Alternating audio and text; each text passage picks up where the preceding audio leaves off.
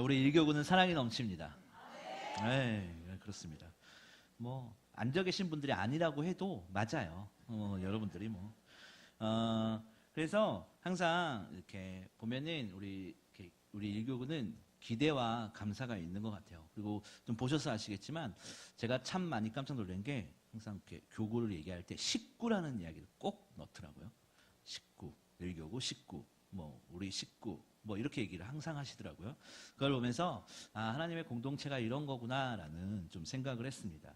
그래서 또 이렇게 목장 예배를 드리거나 이렇게 신방을 하거나 하면 다 즐거웠던 일, 뭐 감사했던 일, 힘들었던 일, 이렇게 과거사를 이렇게 쭉 이렇게 얘기하시고 심지어 평양 얘기를 하시는 분이 계셨어요, 저한테.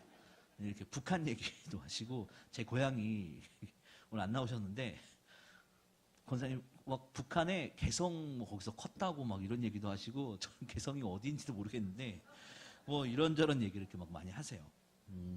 그러면서 그걸 같이 이렇게 공감하기도 하고 이렇게 신앙의 공동체가 이런 거구나 이런 생각을 하기도 합니다. 또 명절 끝이라서 사람들이 많이 안 나오면 어쩌나라는 그 고민을 저보다 다른 분들이 더 많이 해주셨어요.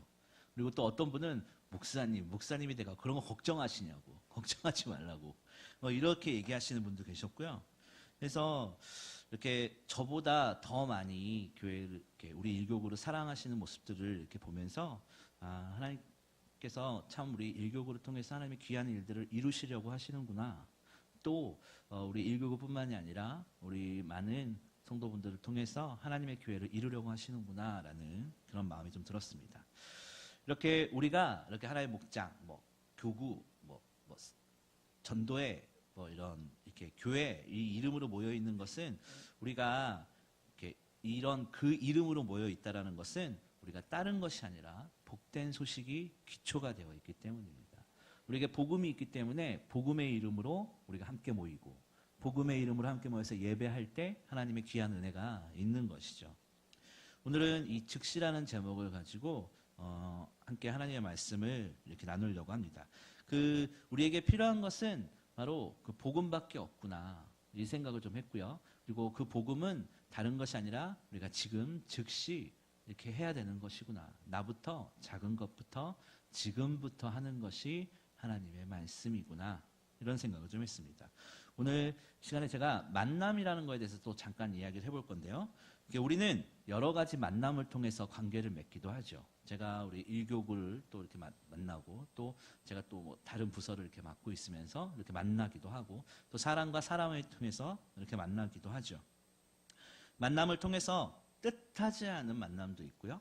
기쁜 만남도 있고요.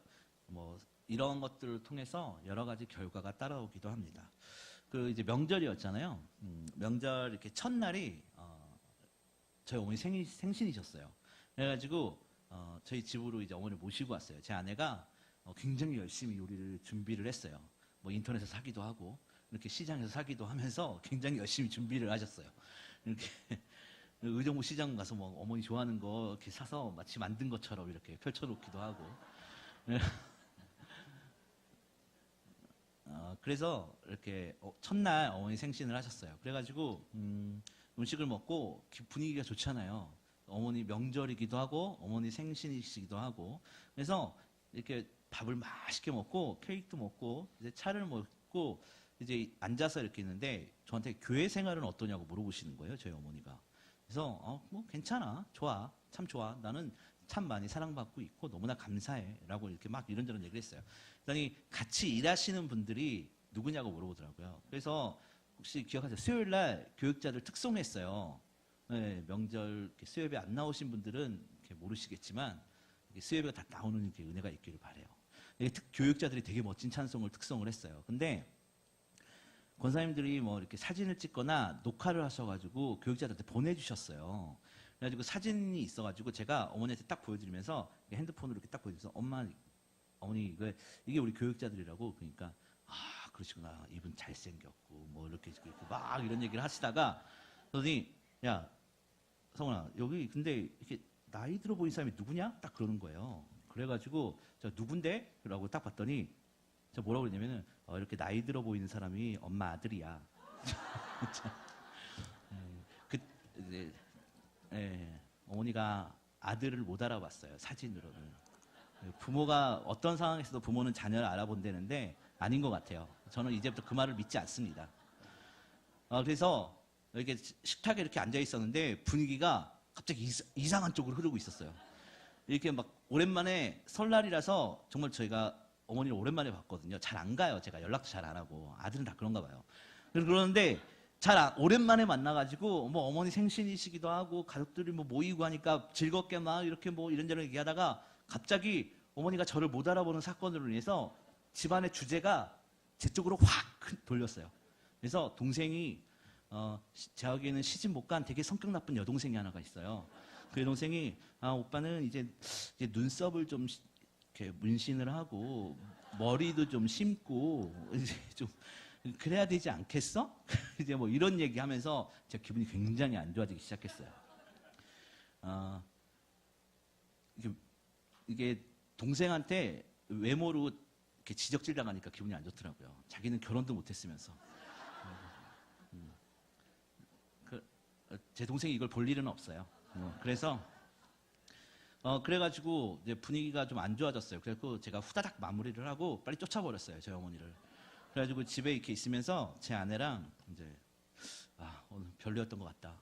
이제 머리 좀 식히러 좀 가자. 그래서 이천에 온천을 갔어요. 이천에 혹시 아시죠? 아시는 분들은 아실 거예요. 그래가지고 머리 좀 식히고 둘만의 저희 이제 자녀가 없으니까 둘만의 오붓한 시간을 좀 보내자. 그래가지고 이천을 갔어요. 그래가지고 막 이제 온천을 돌아다니고 있는데 누가 김 목사님 그러는 거예요. 그래갖고 나는 여기 제가 듣기로는 그러니까 뭐 누가 또 목사님들이 여기 왔나 보다 이렇게 그랬는데 누가 갑자기 김상환 그러는 거예요. 다행히 제 동생은 아니었어요. 제 동기 목사가 거기 이천에서 저를 만난 거예요. 그래가지고 그 친구도 교회가 서울이고 저도 서울이잖아요. 다 이렇게 활동하는 데가 서울인데 하필 거기서 만난 거예요. 금요일 저녁 5시에 거기서 이천 온천에서 그래가지고 와이프랑 아내랑 좀 재밌는 시간을 보내고 싶은데 그 친구가 자꾸 오래는 거예요. 나만 보면은 손들어요. 형 막 이러면서. 그래서 갑자기 얘가 눈치가 없는 게 끝나고 같이 밥 먹자는 거예요.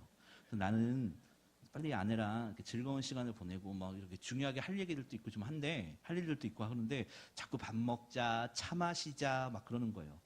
그래가지고 이제 끌려 나왔어요. 이제 빨리 마무리를 하고 나왔어요. 그래가지고 밤 8시인가? 이제 이렇게 그 온천을 나와가지고 이제 차를 마시러 갔어요. 그랬는데 이미 저는 명절 첫날부터 기분이 안 좋아져 있는 상태여가지고 이제 동기고 뭐고 3년 동안 신학대학원에서 3년 동안 동고동락했던 친구예요. 이제 막 그 친구가 뭐 이렇게 이미 저는 그 친구가 이미 친구가 아니라 귀찮은 존재가 되어 있었어요. 빨리 집에 갔으면 좋겠다. 빨리 내가 쉬러 와서도 여기서 아는 사람을 이천까지 와가지고 아는 사람을 만나냐고 그랬는데 그 친구가 같이 이렇게 이야기를 하다가 저희 가정이 이렇게 난임병원을 다녀요. 근데 그 친구도 이제 다니고 있더라고요. 네, 그래서 물론 병원은 틀려요. 그래서 서로 이렇게 공통의 이런 거를 생기니까 그 친구는 뭐 인공수정이나 시험관이나 이런 걸 다 했는데 다 실패한 케이스예요. 그러면서 이제 둘이 차 마시러 4명이 앉아 있으면서 서로 아내들끼리 손목을 부여듣고 이렇게 서로 위로를 하고 막 그러면서 서로의 아픔을 알게 되더라고요. 여러분, 진정한 만남이 뭔지 아세요? 나를 알아주는 거예요. 네. 나에게 공감해 주는 것이에요.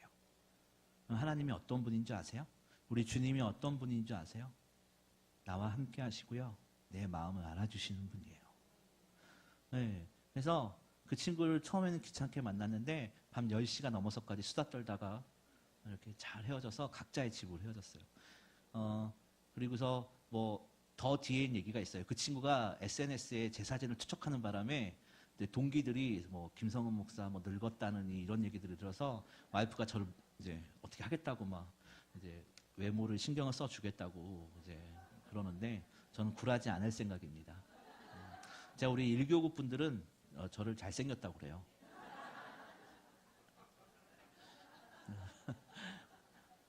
저만의 착각이었을지도 모르겠어요. 자, 그래서 진정한 만남은요, 나를 알아주는 사람과의 만남이에요. 네. 누구를 만났냐에 따라서 공감을 얻기도 하고요, 그렇지 않기도 해요. 적이 되기도 해요.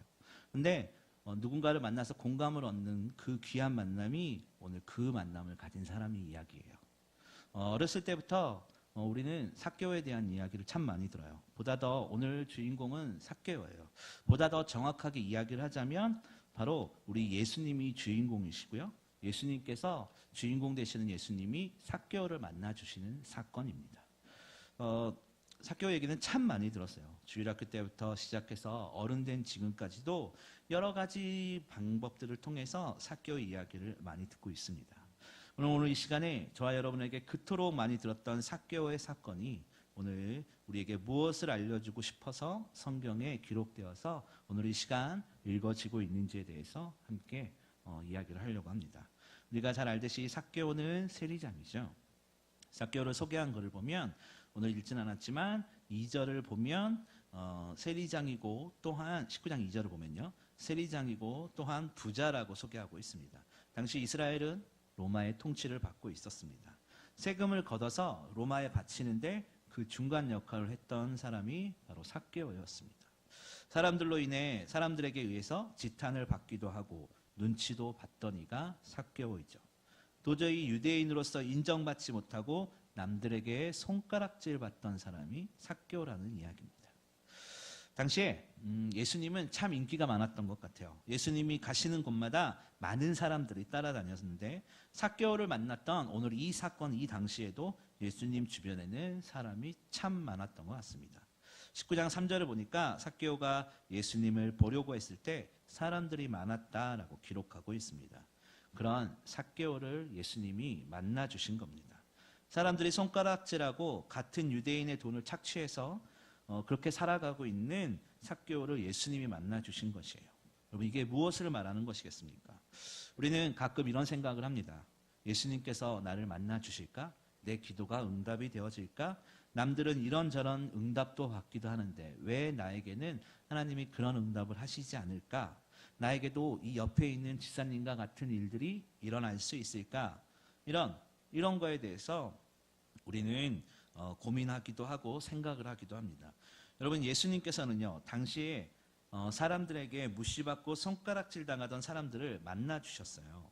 그리고 그들의 이야기를 들어주셨다 이 말입니다.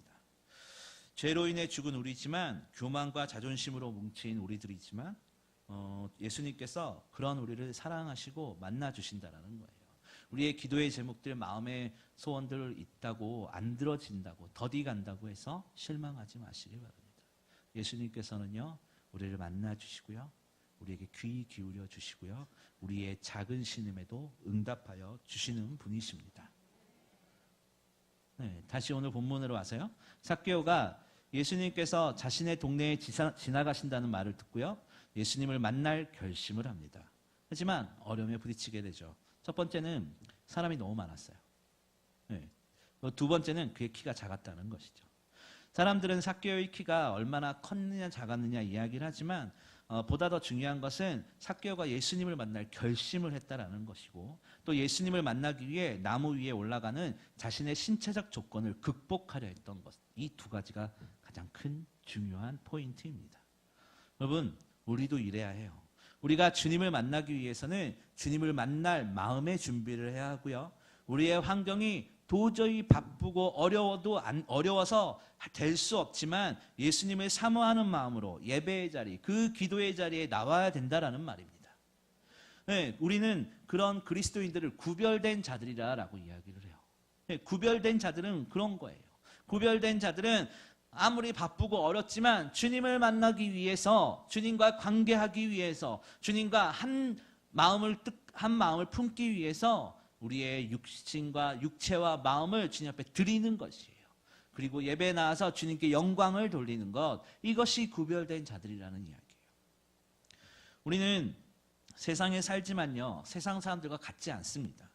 세상에서 살지만 세상 가운데에서 하나님의 형상을 회복해 나가야 되는 이 막중한 사명을 가지고 있는 사람들이에요. 그러니 교회에서는 성도지만 밖에서는 그냥 그런 게 아니라 교회 안에서도 성도가 되어야 하고 교회 밖에서도 성도가 되어야 합니다. 예수님의 발자취를 따라가는 삶이란 바로 이런 겁니다. 그런 구별된 우리들은 예배의 자리, 기도의 자리를 지키는 우리가 되어야 한다는 것을 강력하게 말씀드립니다. 명절을 보내고요. 피곤하고 지칠 법도 한데 하나님의 전에 올려오신 여러분들을 반드시 하나님께서 보시고 하나님의 뜻대로 하나님의 방법대로 인도하여 주시고 응답하여 주실 겁니다. 예배의 자리에 나온 우리들이 이제 무엇을 해야 되겠습니까? 오늘 말씀을 통해서 좀 보죠. 우리의 삭개오는 예수님을 보기 위해 뽕나무 위에 올라가죠. 그런데 놀라운 일이 벌어집니다. 예수님께서 삭개오가 올라가 있는 나무를 이렇게 오시자 쳐다보십니다. 그리고 누가복음 19장 5절에 보니까 그리고 말씀하십니다. 내려오라고. 여러분, 우리가 신앙생활 가운데 몇 가지 잘못 알고 있는 것들이 있어요. 우리가 무언가 크게 뭔가 대단하게 해서 주님을 만나는 것으로 알고 있습니다. 그런데 삭개오를 보면요. 적어도 오늘 본문을 보면 그렇지 않아요. 예수님께서 삭개오에게 오신 겁니다. 예수님께서 이 땅에 왜 오셨어요? 누가복음 15장 5절 6절을 보면 잃어버린 자들을 위해서 오셨다니까요. 잃어버린 자들을 찾으려. 주님께서 오신 겁니다. 그럼 우리의 고백이 어떻게 되어야 하냐면 주님, 이 시간 나의 마음을 인도해 주시고 내 마음 가운데 자정하시고 나의 생각을 주관하셔서 나를 지켜달라고 인도해달라고 기도해야 되는 것입니다. 우리는 아무리 무언가를 해도 주님을 뛰어넘을 수는 없어요. 피조물이 어떻게 창조주를 뛰어넘을 수가 있겠습니까? 우리가 아무리 잘난 듯해도 세상 모두를 이길 수는 없습니다. 방법은 단 하나, 주님이 하셔야 합니다. 손가락질을 받던 삭개오가 어떻게 구원을 받습니까? 바로 주님을 만남으로부터 구원이 시작됩니다. 누가복음 19장 7절을 보면 사람들은 예수님을 손가락질합니다. 죄인의 집에 머물겠다고 한 예수님이 이상한 것이죠. 여러분, 예수님이 이상한 것이 아니라 사람들이 예수님을 잘 모르기 때문에 그런 겁니다. 예수님은 우리의 생각과 다르기 때문입니다.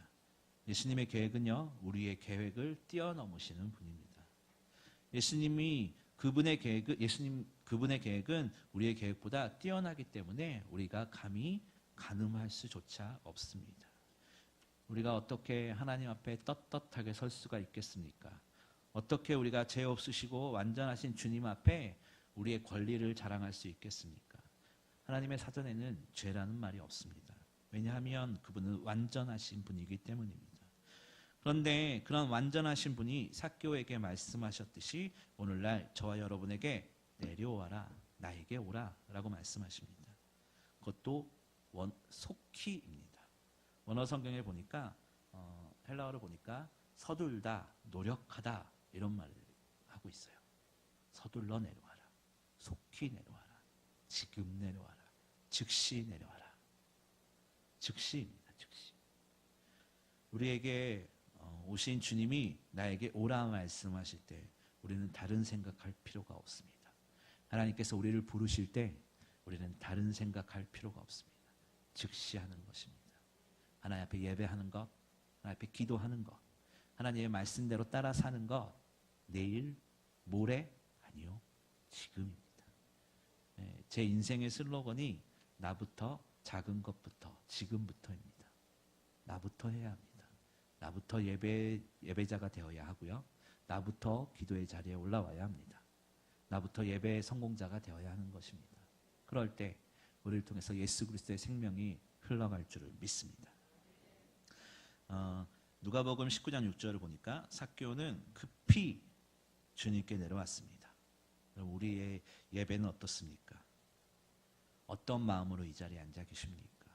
우리는 즉시 하나님 앞에 순종하는 마음으로 앉아 있어야 되는 겁니다. 우리를 계획하시고 지으신 그분 앞에 우리는 나아가면 되는 것입니다. 우리 오늘 이 예배의 자리에 온 여러분들 마음에 속상함이 있습니까? 어려움이 있으십니까? 우리를 부르시는 예수님을 기쁨으로 맞이하시고 그분 앞에 우리의 마음의 제목들, 기도의 제목들 이런 것을 부르짖는 것입니다. 예수님께서는요, 자신의 잘못을 고백한 삭개오에게 구원함을 주시고 아브라함의 자손이 되는 약속을 허락하십니다. 여러분, 저와 여러분도 그렇습니다. 예수 그리스도의 구원의 사역을 통해 우리가 구원되어지고요. 우리가 주님의 길을 예비하게 되는 것입니다. 우리가 무언가 우리의 삶이 엉켜 있습니까? 주님 앞에 내어놓으시기를 원합니다. 우리의 생각은 짧아요. 우리의 생각은 하나님의 생각을 뛰어넘을 수 없다고 아까도 말씀드렸지만 그렇습니다. 엘리베이터를 탔는데 꼬마 아이가 있는데 엘리베이터 한쪽 면이 이렇게 바깥 풍경을 볼 수 있는 데가 있잖아요. 있는데 꼬마 아이가 조그만 아이가 아빠 밖에 보고 싶어 그러는 거예요. 근데 그 아이의 시선에는 어른들의 엉덩이밖에 보이지 않는 거죠. 아무리 둘러봐도 배 나온 저 같은 아저씨 같은 사람들이 보이고 이렇게 그 아이는 밖의 풍경이 어떤지가 알 수 없었어요. 그런데 그 아버지가 그 아들을 번쩍 들어서 목마를 태우니까 그 아이가 거기서 아빠 밖의 풍경이 너무 예뻐요 라고 말을 하더라고요. 우리의 생각이 우리가 주님의 도움을 받지 않으면 우리는 캄캄할 수밖에 없습니다. 제대로 밖을 볼 수가 없다라는 거예요. 하나님의 뜻을 알기 원하십니까? 하나님께 우리의 삶을 맡겨야 합니다. 그것도 즉시입니다. 사랑하는 우리제일교회 성도 여러분,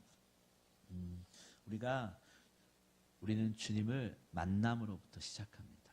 주님은 삭개오에게 내려오라라고 하셨던 것처럼 우리가 우리의 시간과 우리의 생각과 우리의 물질과 우리의 헌신을 통해서 주님 앞에 나아와야 된다는 것입니다. 그럴 때 우리에게 부어주시는 그 귀한 은혜가 우리를 지키고 인도하시고 더하여 놀랍게 우리를 통해서 부흥의 역사를 일으키실지 주님의 이름으로 축원합니다.